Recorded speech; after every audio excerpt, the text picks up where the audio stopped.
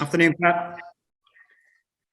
Can we start with team news? Is Kevin De Bruyne out of isolation and when will he be available? Will Jack Grealish be fit to face his former club?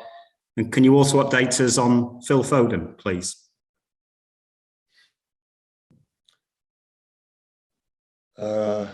Kevin still didn't train. He's negative already for the last test, but he could not train any training session. And Jack, yesterday was the first minutes with the team, and Phil Foden too. And both today will be tested if they can travel tomorrow to Birmingham. 2 wins out of 2 for Steven Gerrard at Villa so far. We know that he was a great player, but is he showing the characteristics early on in his managerial career at Rangers as well to suggest that he could become a great manager? And what are you expecting from his team? Listen, if he's a manager for the Premier League, he's already a good manager.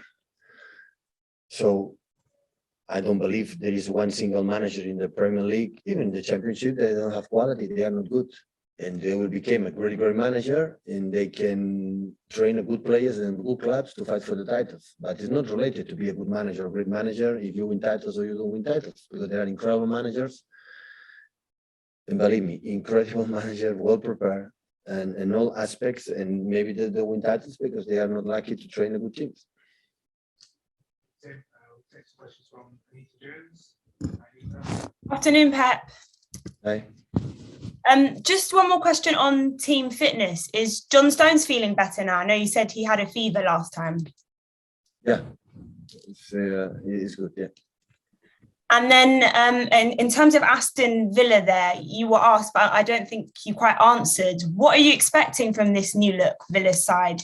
They are 2 out of 2, as Tim said, when it comes to winning under Steven Gerrard. Well, I can imagine when you are a new manager, everybody makes a step forward for convince the manager for new training sessions, new methodology, new everything.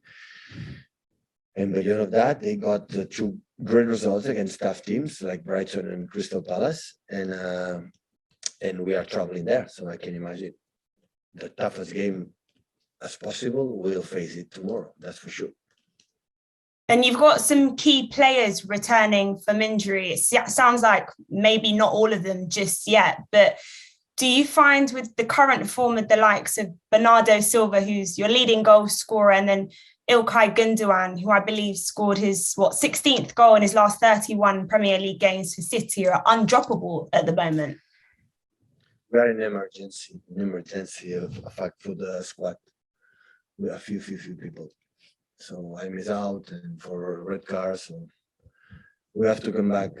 Not because never complain and never miss. The players are not possible to play for injury, for red cards, for any reason. So I trust a lot with all the squad. And when there is no one player, another one is coming. But to sustain in December, the toughest month of the year, the fact that we are in really trouble because we have few players, and of course Kevin be back, but he needs time to be fit because for the people that the COVID, all the people explain me is drained and is tired and need time, and Kevin is a player, he needs to be fit, otherwise it's not his top form, top quality, he cannot show it.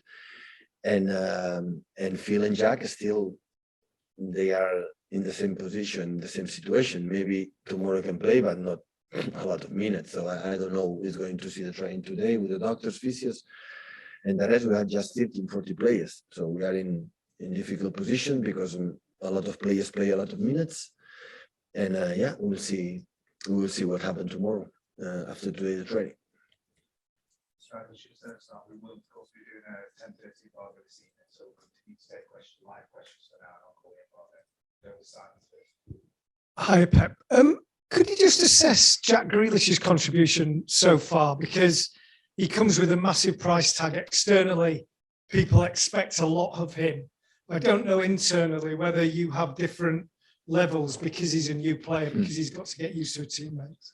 I would say he's set up perfectly. So I think it's easy because he knows many English players here, and the other guys are sometimes too much nice people. So it's not a problem. He play good, but he has to finish to settle, to find the real apartment to live and settle.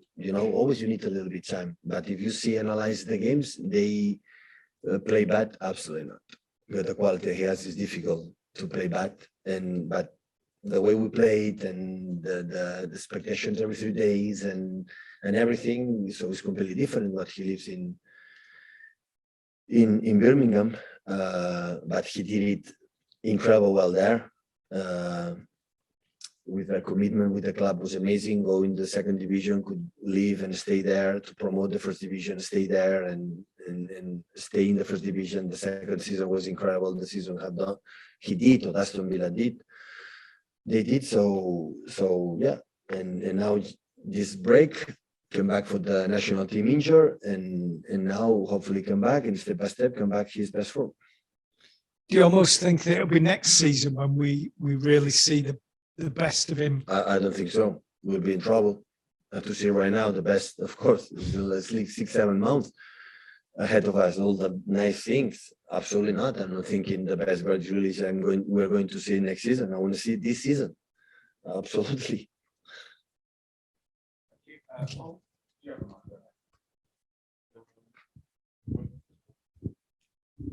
Hello, Pep. I don't know if you followed the Ballon d'Or event yesterday. Leo Messi, of course, won his 7th Ballon d'Or, and Alexia Putellas won as well. She was the first Catalan woman to get this award. There's been a lot of talk about who should have been like the fair winner. Do you agree with the final result of the award? And do you think that there's a way to end up with this kind of debate that there's always with these awards? So I don't ask me about that. So it's what it is. So we never can say that it's unfair that Leo Messi win the Ballon d'Or. So it's too much good. So about the preferences, if you like, or the fair or not fair, come on. It's a show, it's a nice business to make the football more entertainment, and that's why it's a big compliment from Alexia, big compliment from Pedri, big compliment for all the awards, big compliment, of course, from Leo for another one. So if he deserves it or no, I'm not the guy to say. So never will be unfair if he wins it. And of course, Robert Levy, if he would win, of course, what the season has done the last 2 years with Hansi Flick, now with Julian Nagelsmann. So the amount of goals to score, the quality that he has, would have been fair, yeah, of course. But in that level, all the 3, 4, 5 nominated, 6 nominated, they are so good. They make incredible seasons with the clubs, with the teams, and if they are there, it's because they deserve it. So that's all. And yeah, that's all. Anyone else for Ibago? Okay, we'll call Ibago at 10:30. Ibago. Sorry, Michael, did you have one before the embargo? Yes, if that's Okay, sorry. Hi, Pep. Hi. Pep, you've had 16 different goal scorers this season. Is that something that you encourage, or is it basically down to the way that you set your team up? If we don't do it, we'll not even qualify for the Champions League. So in the top league scorers, we are not there.